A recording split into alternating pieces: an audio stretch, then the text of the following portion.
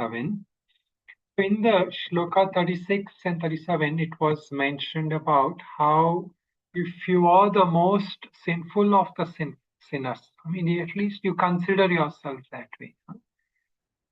Meaning, if you are filled with guilt, you're filled with some sorts of wrongdoings and all that, even though then the knowledge, the raft of knowledge, Nyana, Nyana, Nyana Plavena. So there the raft of knowledge will take us across. And then it was said, just as how fire reduces all ashes for fire reduces all wood into ashes.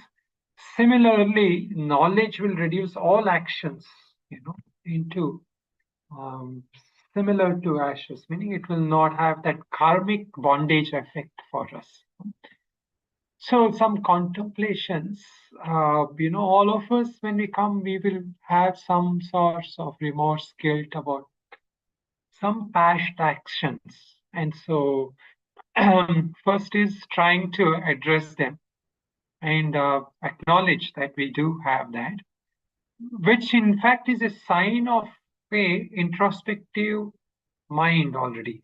Only a mind which introspects will even admit that there are these feelings or these notions. So how can I address them? What is a healthy means of addressing them? And here we're not looking so much in a psychological means of, addressing why I did this, how, I can be free from that in a of course, psychologically, we are trying to overcome it, but through the knowledge, through the wisdom, the spiritual wisdom. So, how can I use that spiritual wisdom to address such feelings in my life? Meaning the understanding from the spiritual teachings should be able to help us address these feelings, which sometimes can become an obstacle. So, have I found a means to apply the spiritual wisdom in my life in such a way that I break away from old negative patterns of thoughts and actions and embrace new positive actions? So the idea is we want to be able to use the highest reality, the knowledge of ourselves, our spiritual thing, in such a way that all our old patterns, negative patterns, which keep us bound, which are also wrong identification. So they are constraining us. So these, we have to each one introspect for ourselves on this, how to address them. So there is that.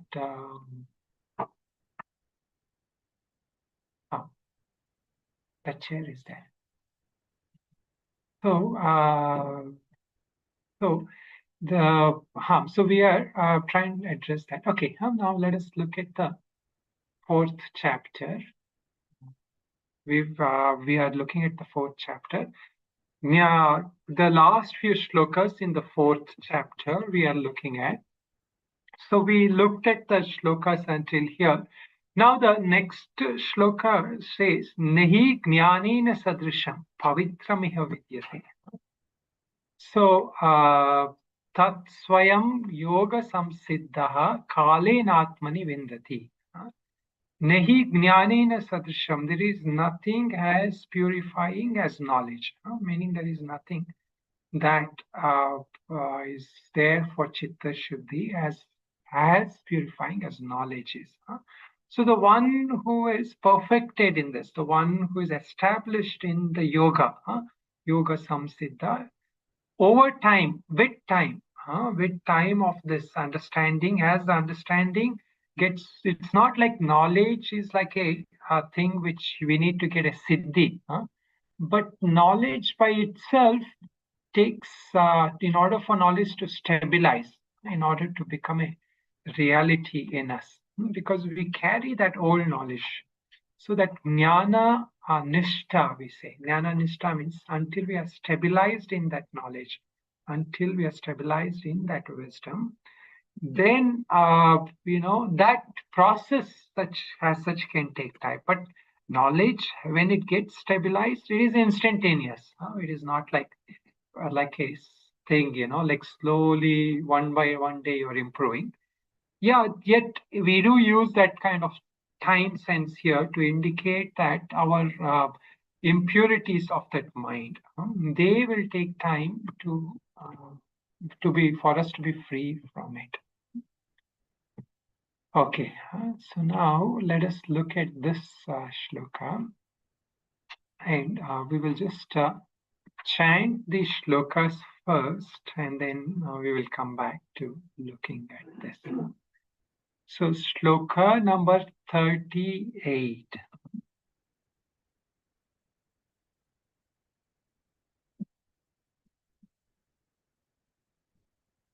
Okay, so let us chant together.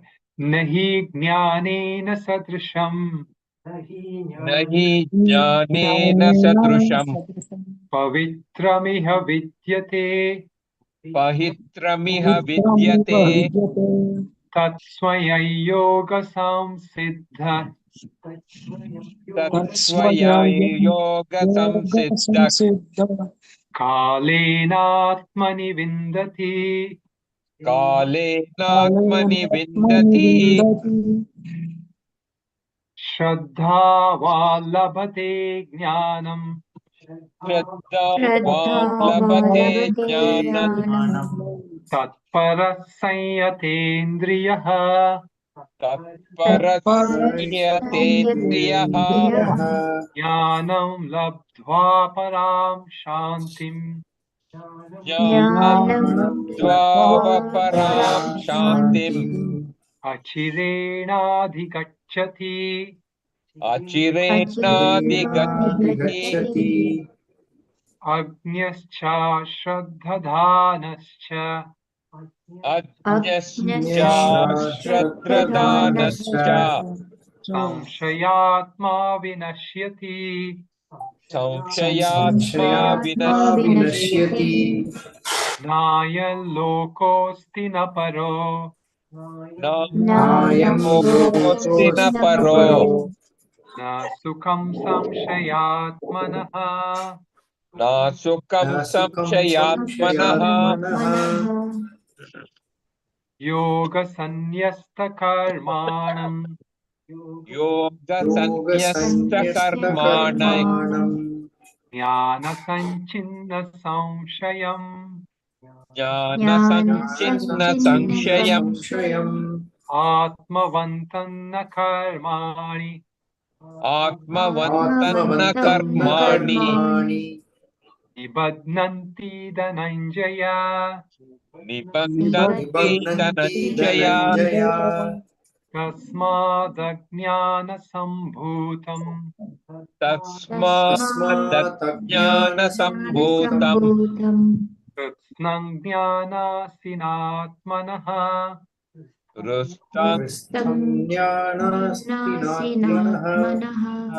चित्त्वैनं ज्ञानासिनात्मनः संशयं योगम् चित्वैनं चित्त्वैनं संशयं संशयं योगम् योगम् आतिष्ठोत्तिष्ठ Bharat आतिष्ठोत्तिष्ठ आतिष्ठोत्तिष्ठ Bharat Bharat Okay, so this shloka, what we are looking at here, he is now extolling the value, not just the glory of the Nyana, but also the path of Nyana. Jnana, what we call as the Jnana Yoga. The path of Jnana is what? So sometimes, when we come on the path of knowledge, meaning we are trying to most predominantly focus on obtaining knowledge, then other paths become like a secondary to it. But it is because of the other path sometimes we are fully able to appreciate this path of knowledge. So both the knowledge is the goal and knowledge is the path. So this is how as we come up to this thing, we begin to appreciate knowledge not just as a ultimate goal, because the knowledge is what will break ignorance for us, right? Where there is jnana, then there is no ajnana, and ajnana is the cause of bondage. So jnana is the goal, but then there is also a path to jnana. There is also a path of jnana. So then when we take the path of jnana, all other paths become a supplementary, meaning a supporting paths to that.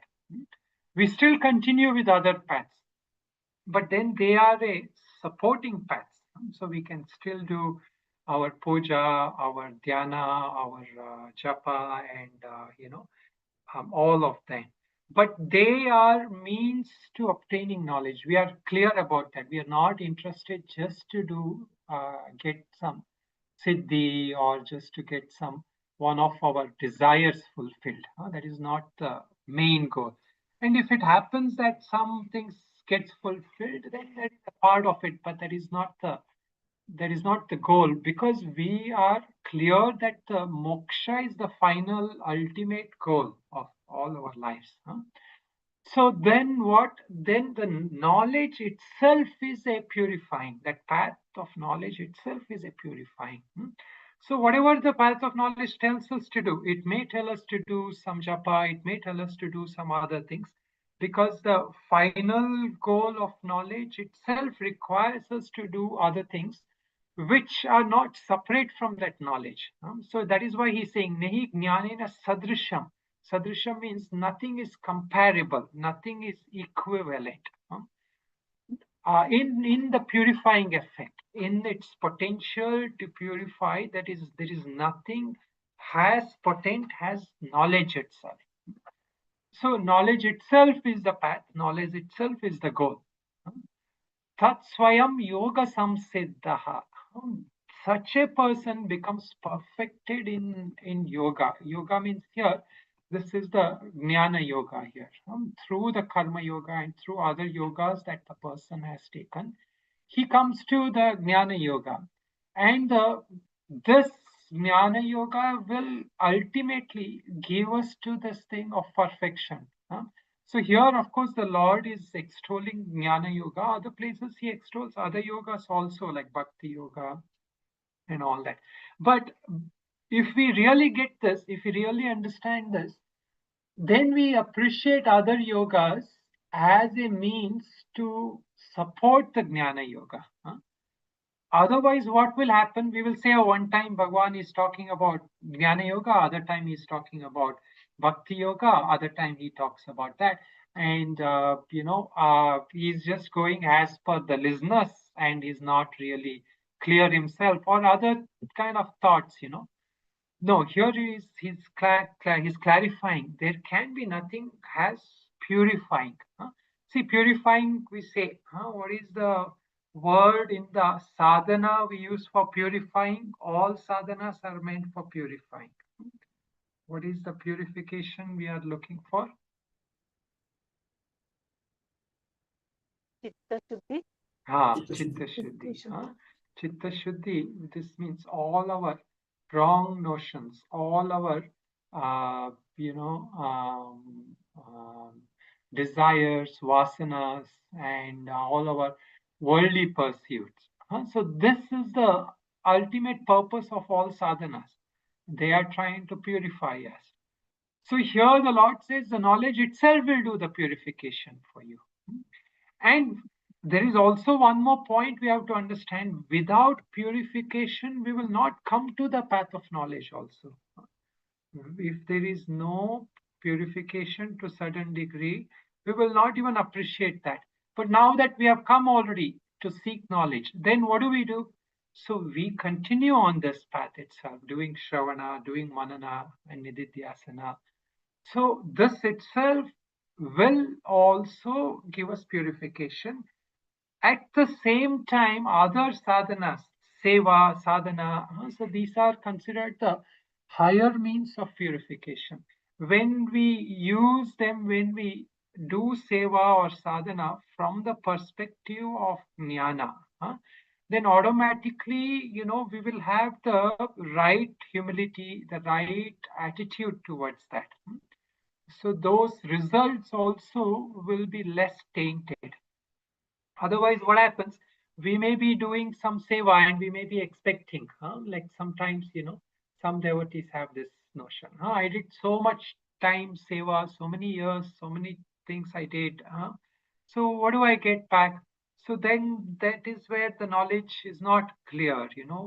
So the attitude for that, it will not also give you that phala, that result for that. And same with sadhana. If you're doing sadhana with those kind of goals, with those things, then some, they say, right, like some joke about some Zen person. He was meditating with the Guru for about 3 years. In Zen, you don't ask much questions, right? So after 3 years, he was allowed to ask a question. And then he said, something about this, this place is warm or this place is not good. And then after 3 years again, he go back sadhana, and then he comes back and he says, I'm not clear what I'm doing at some point like that. And after 3 years again, he comes back. He says, what now? What do you have? So he says, I quit and go. So, so the so that's the thing, Like here we are not just doing like a blind thing, right? We are using wisdom itself. So with the wisdom, our actions have a greater degree of purpose and clarity. Without wisdom, then they are just seeking after a goal. It's like somebody wanting to become a tennis champion or a famous actor or something. There's just that blind goal you're going. If you don't get the goal, everything is wasted. So here it's not like that. So that is the point. Now the next shloka is a very oft quoted shloka, and this is where the path of devotion, everything merges here.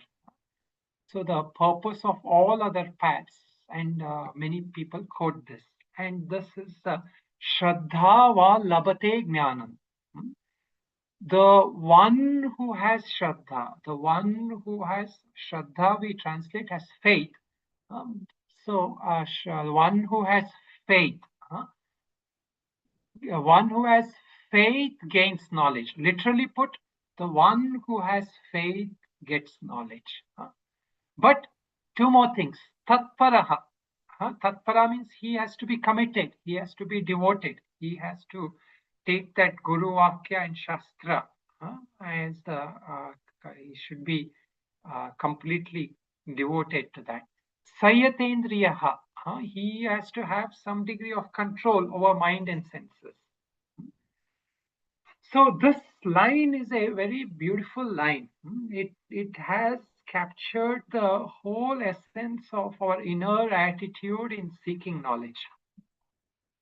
So first shloka, the earlier shloka, when you go to a guru, there were three external things that was said. There were three things that was said. One is you prostrate. Other is you do some seva or offer something. And then you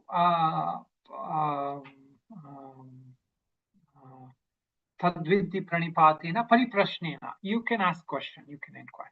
Now these can be only external, right? You can, ideally you have to mentally bow, but you can externally bow, and you can externally ask questions, and you can also externally do some seva or some offer something. But that doesn't necessarily reflect your inner willingness, inner receptivity, inner capacity. So for gaining knowledge, this is what we say, in the, why is there a Guru Parampara? Because one teacher to another, the wisdom has been transmitted. If not verbally, that student has gained that attitude, that capacity to absorb that knowledge from that Guru. So this is the means of transmission. Otherwise, like as we discussed in one class, right? We could all just nowadays look up on some YouTube or AI or something. The real purpose of knowledge transmission happens from the teacher to the student, or from the guru tradition to the capable student, to one who has these three things, internal things. These are more important than those three external things. Shraddha. So what is Shraddha? We will come back to that. So the first thing is the person has to have Shraddha. Now Shankaracharya says if just Shraddha without the person having that commitment and devotion, tatparaha. The person has Shraddha, he has faith, but he's not committed. He will come, he will go, and one day he will come. We also sometimes have students, right? One class they'll come.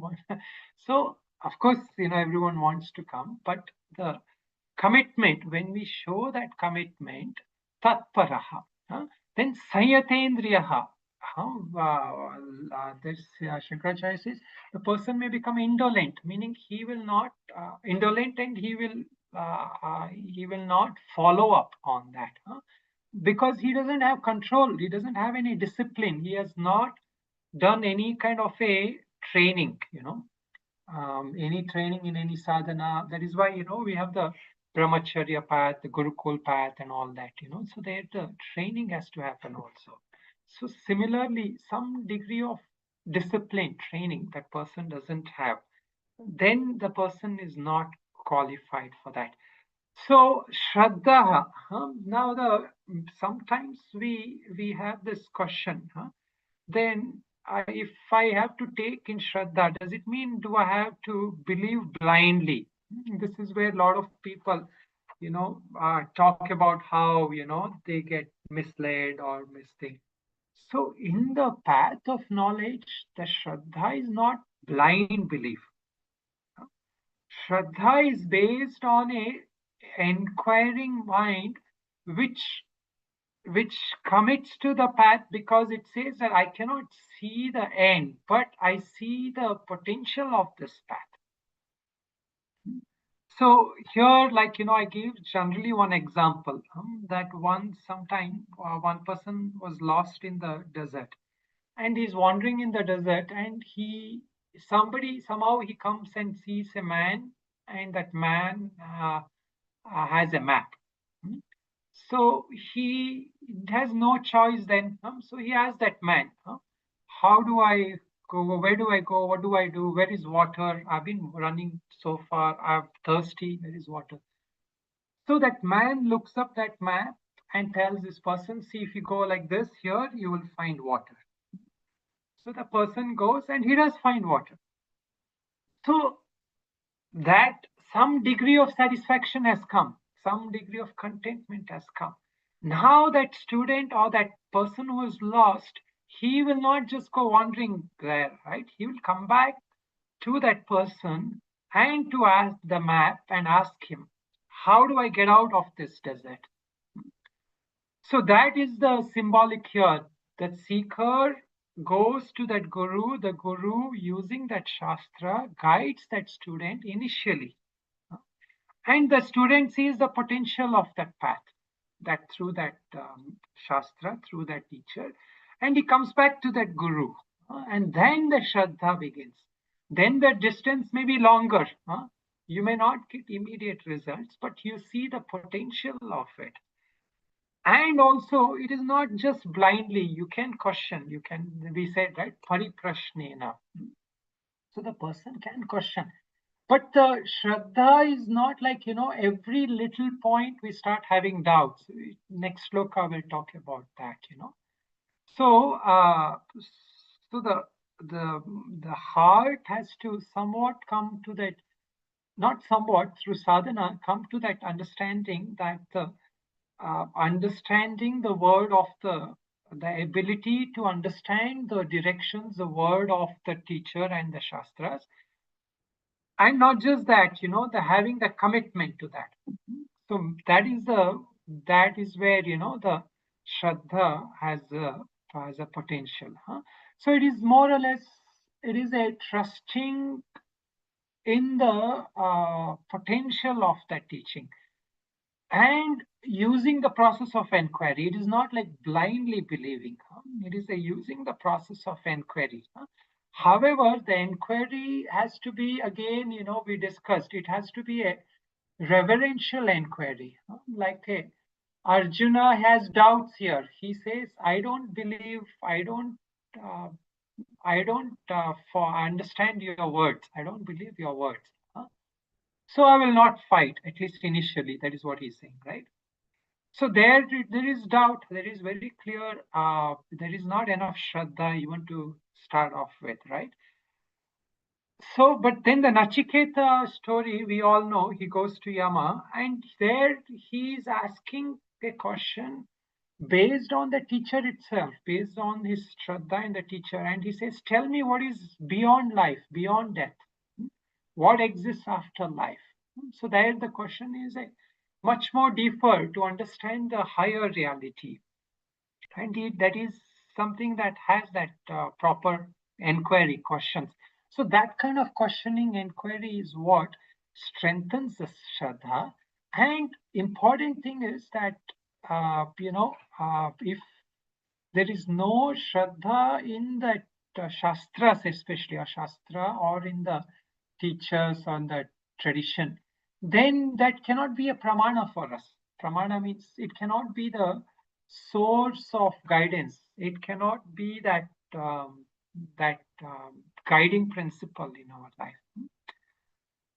So that is what he says. The one who has Shraddha, what happens to that person? Jnanam, the one's in Jnanam labdva param shanti. The one who gets that knowledge gets that param, supreme peace.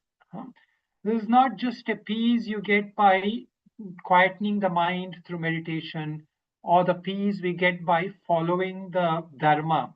Like, see, even if we sometimes somebody says, right, like, I follow the dharma, I'm conscientious, I live a rightful life. So that is also peace.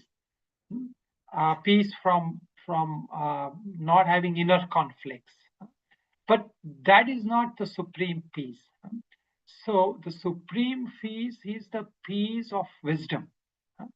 So that peace that comes through wisdom is that supreme peace where the mind can continue to be thinking.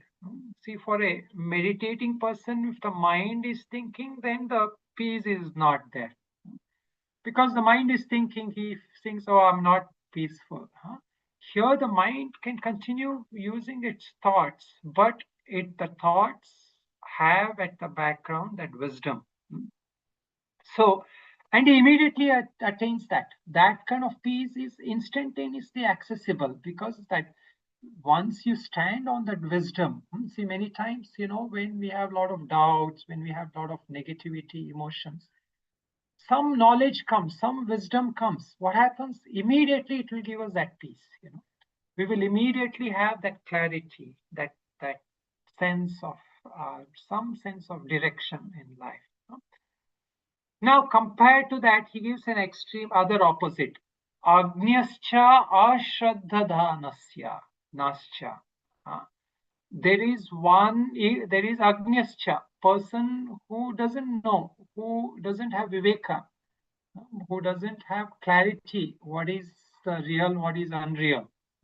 Asatoma satkamaya, tamasoma jyotirkamaya, mrityorma mritam kamaya. So he doesn't know any of that. So that person, and the ashraddha danasya, person doesn't have faith.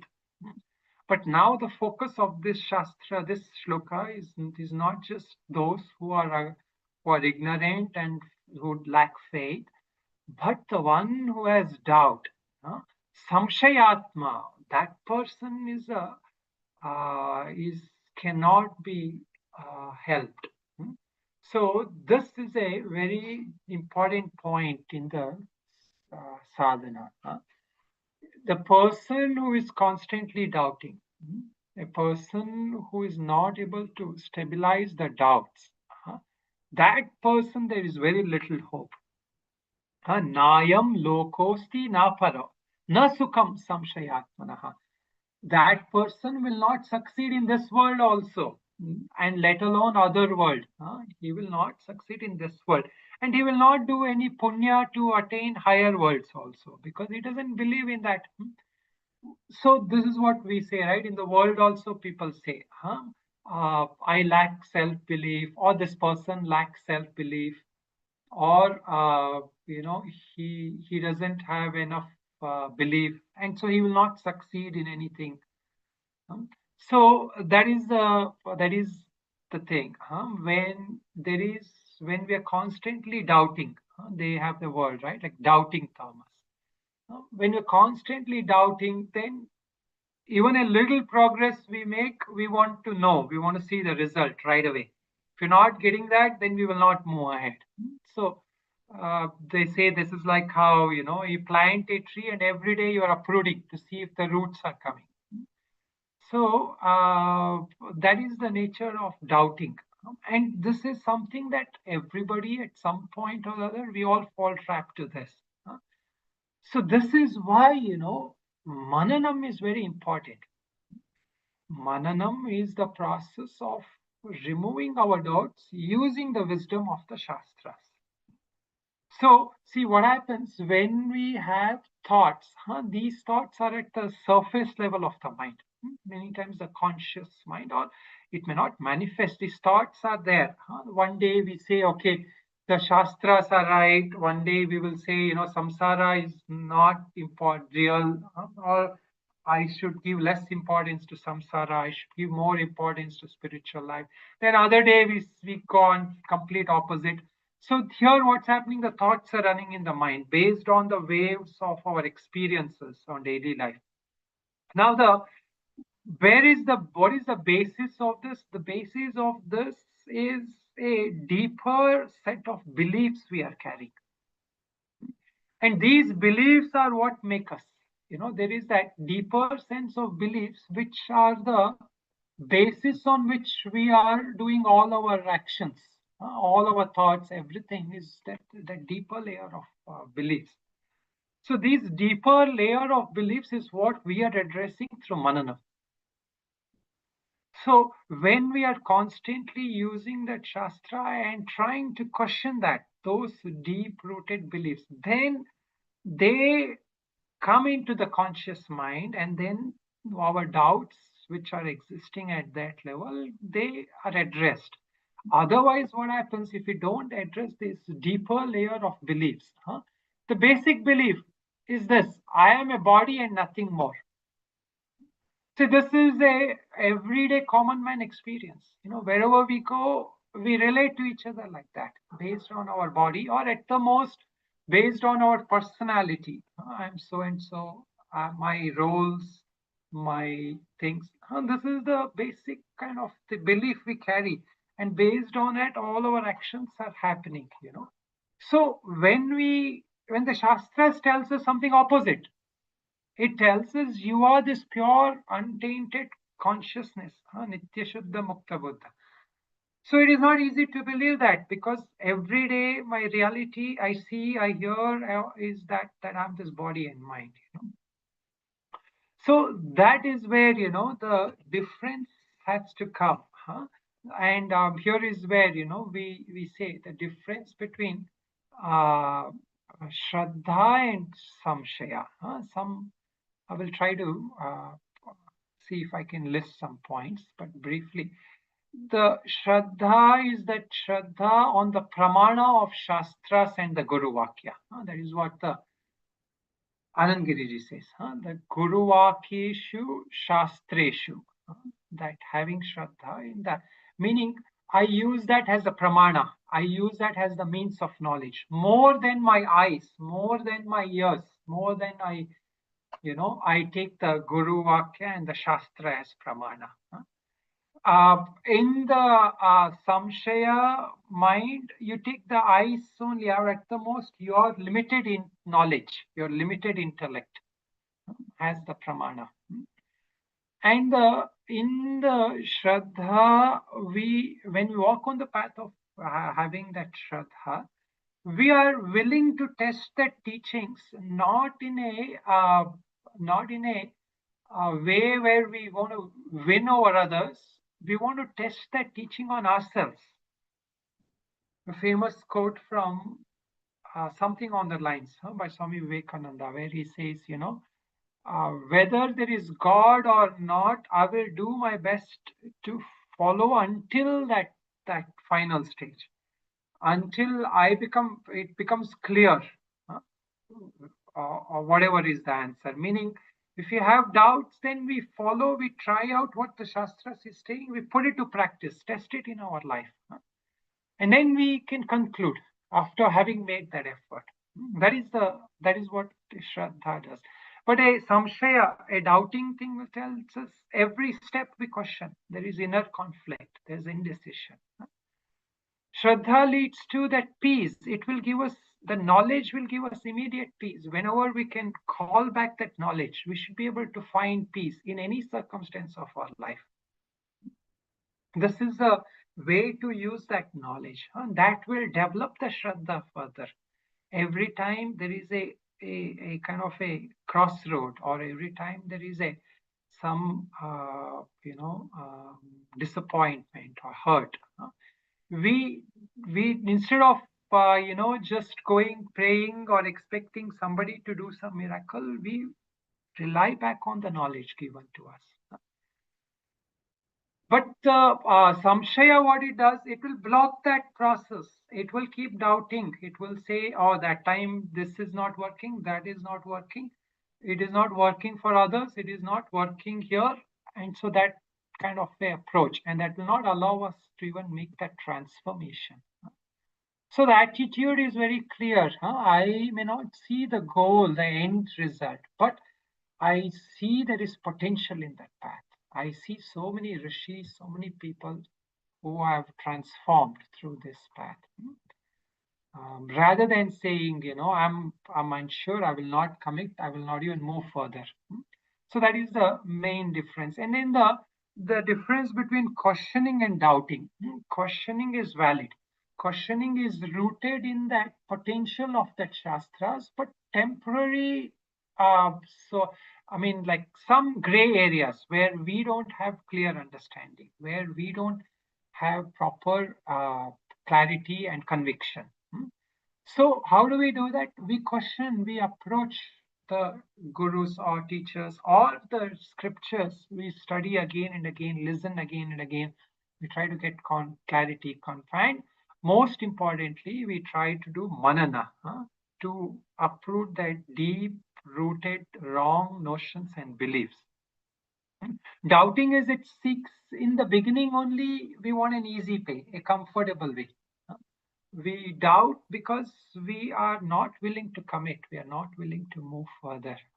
So the sankalpa we make will always become vikalpa in a doubting mind, meaning that sankalpa will very soon fall away, because the sankalpa doesn't also have a sadhana following that. We make sankalpa and then we don't do any sadhana to continue. Then the doubt will keep coming. So this is a fundamental difference. Now the next sloka summarizes this.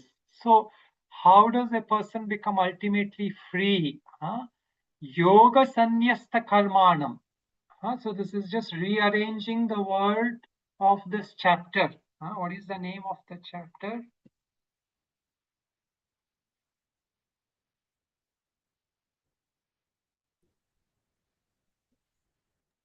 Nyana karma sannyasa yoga. Only one person remembers. Nyana karma sannyasa yoga. So here you see, yoga sannyasta karmanam. So all the words are there in a different order. So yoga sannyasta karmanam, meaning the one who has renounced the actions by yoga through wisdom. So Jnana Karma Sannyasa Yoga, right? So here he has used the word, the yoga, Jnana comes later, the next part it says, Jnana Sanchinna Samshaya. So Jnana, through knowledge. What happens through knowledge? The doubts are cut, the doubts are destroyed. So the one attains the freedom from actions, freedom from all actions, and the yoga of that, through knowledge And what else happens? That through that knowledge, all those doubts are destroyed. Huh? Atmavantam. Here, Atmavantam means one is possessing that self. Other is one who is vigilant, who is self-poised, who is constantly watchful on the path. For such a person, karmani na nibandhanti. The actions will not bind them. He will not be bound by actions. So how do we basically understand this? So here what is happening is that the when we say through the jnana the person has attained karma sannyasa. What does it mean? That shloka had come. Karmani akarma yaf pashyet. In actions, he's seeing in actions. He is not bound by the results of actions. That means what? He is not bound by kartrutva. He's not. He's There is no doership. There's no sense of doership. The person who is free from that sense that I am doing it, that sense that body, mind, instrument, they are the doers. That person who is established by being watchful, vigilant, and through established in the knowledge, Atmavantam. To that person, that knowledge will destroy any doubts. The moment the doubts arise, it will get destroyed. See, the doubts will keep coming because that's the nature of our samskaras, our previous vasanas and all that. They will keep creating doubts. They will keep creating some kind of notions. Okay, this I have figured this out, or either we prematurely come to conclude, okay, I have got it all. Then again, sometimes something comes and we realize that, oh, we are not yet stabilized in truth. Or at sometimes we may think that, okay, I need to do other things. Then only I can establish in knowledge. And again, we seek other paths, other teachers, or just go back to the world.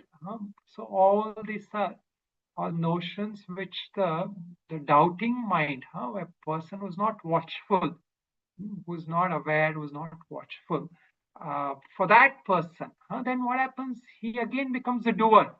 He starts doing other karmas, other sadhanas, other actions, because that doership has not gone. As long as the doership is not gone, the jnana is not stabilized. So then through that jnana, through being that vigilant, then all the doubts get dissolved. And through practicing other things, like we discussed, external practices such as questioning, seva, and all that, and internal, like now 3 internal things. So this is a good thing to remember: the 3 internal things, 3 external things.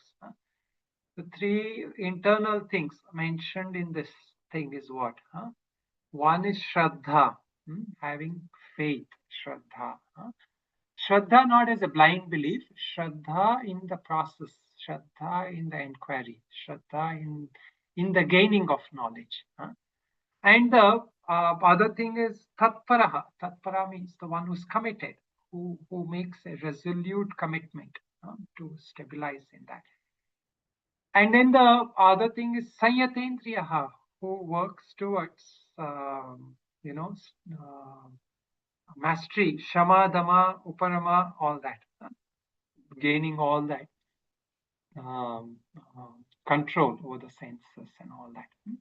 So that such a kind of person has been able to achieve that. So then the last shloka comes that Tasmat Ajnana Sambhuta Kritsnam Jnanasina Atmanaha Chitva Enam Samshayam Yogam Atishta Uttishta Bharata. So then comes that battle cry again. Every now and then Bhagavan remembers, I'm here to remind him to fight the war.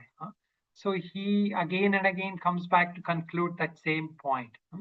Therefore, destroy through the sword of knowledge. Use your, see all this language he uses because Arjuna is a Kshatriya. So you have to be like a warrior. You have to fight like a warrior. So that symbolic references, use that sword of knowledge, and destroy that ignorance, that he says heart, which it is a deep rooted feeling, a uh, deep rooted notion in the buddhi.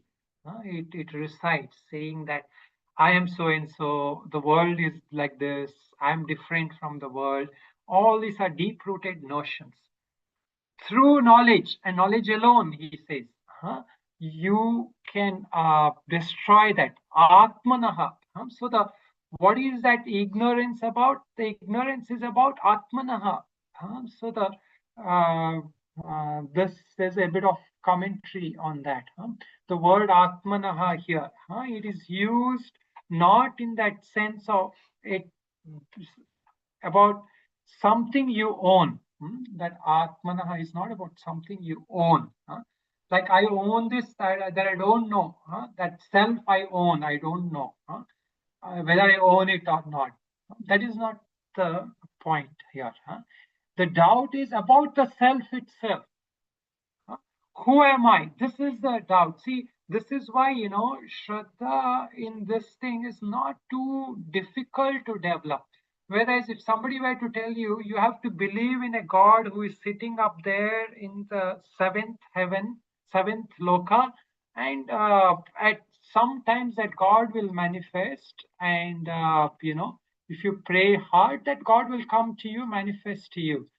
So you have to believe that person. You have to take Shraddha. Like if somebody also shows you that some stone or some image and says, God looks like this, you have to believe that, right? That is a, there you don't have a choice. But about your own self, that there is a self, there is that deep sense of I, which is constantly resounding in us. Can we doubt that? So that is the Shraddha, that is a starting point. We have to get into that inquiry, that deep-rooted sense of I have. It is constantly resounding. Do I have to doubt about that? So that is where the teachings of Vedanta and the yoga also, that is the, so that is what he's saying. तस्माद् अज्ञानसम्भूतं हृत्स्नं ज्ञानासिनात्मनः. ज्ञानासि atmanah, about your own self, and that knowledge about the true nature of sense, not the wrong nature of sense that you have taken on. So with that knowledge of our own self, then you cut asunder all these doubts. And then this is that cry, Atishto Uttishta Bharata, that take refuge in this yoga, yoga matishta.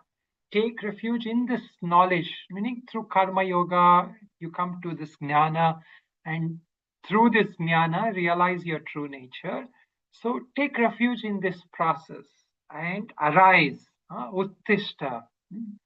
That shloka we all know, at least we all heard. Uttishta jagrata prapyavaran nibodhata. Rise, awake, and approach that supreme knowledge. Approach the one who will give you that supreme knowledge, which Vivekananda translated as arise, arise, awake, and stop not till the goal is reached.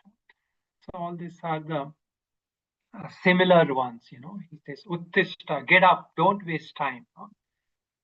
So this more or less concludes, but next class we will briefly summarize some of the points of this chapter.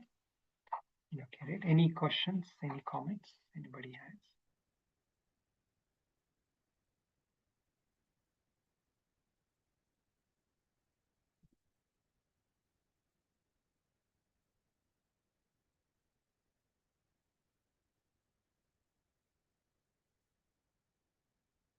Okay, So maybe I'll ask, so since nobody has question, what is the difference between, I mentioned about questioning and doubting? Anybody remembers? What are some of the points? What is the difference between asking questions and doubting the Shastras or the Guru Vakya?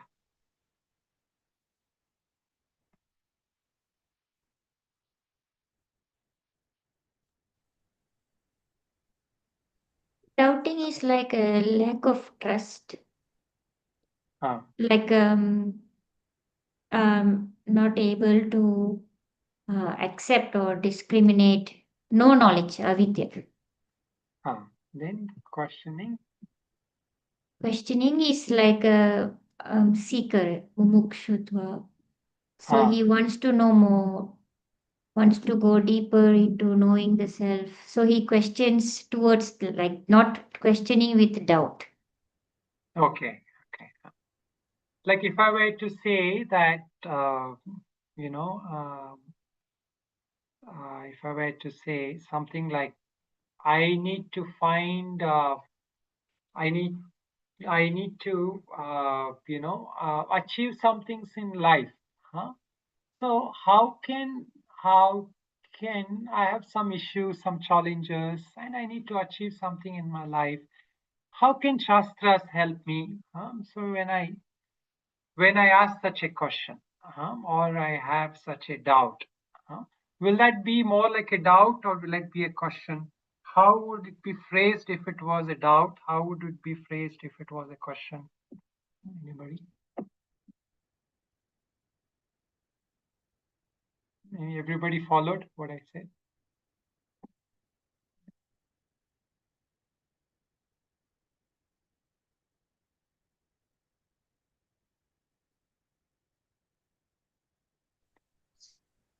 Can we say, Swamiji, the question will be, how will the Shastras help me? Doubt would be, will the Shastras really help me? What was the first one? How will that? How will the Shastras help me? Ah, And doubt can be, will the Shastras really help me? that is that is also true. Yeah. That is one way to put it. That is a good way. But what is there in the doubt, which meaning what kind of tone will the doubt carry when we talk about Shastras? There, you said that point, but what would be the attitude when we have a doubt?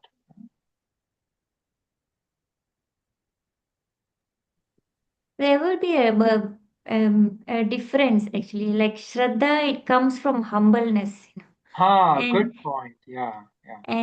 doubting it comes from I don't trust, I really need a very Very good. concrete I know answer. better type of a thing also. Arrogance Yeah, there also is. can Yes. arrogance also can contribute to Arrogance, that is there.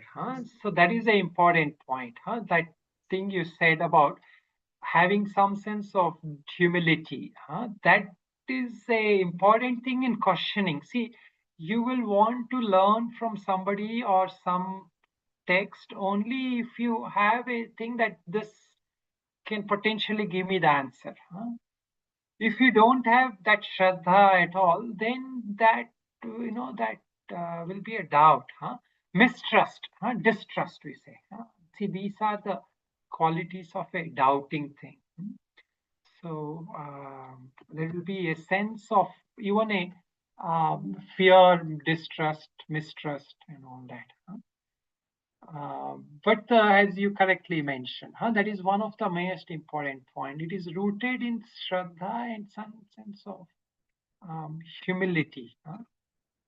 There should at least be that notion that even though this is not clear, that lack of clarity is because I have not made enough effort to understand. Not because the Shastras by itself is incapable. See, that is the fundamental difference. That some we can come to that conclusion. Shastras or this. So sometimes we do say, right, among darshanas, they say that Shastras will not lead you to moksha. So that it will lead you to relative moksha or something like that. So there is a debate that kind of thing between darshanas.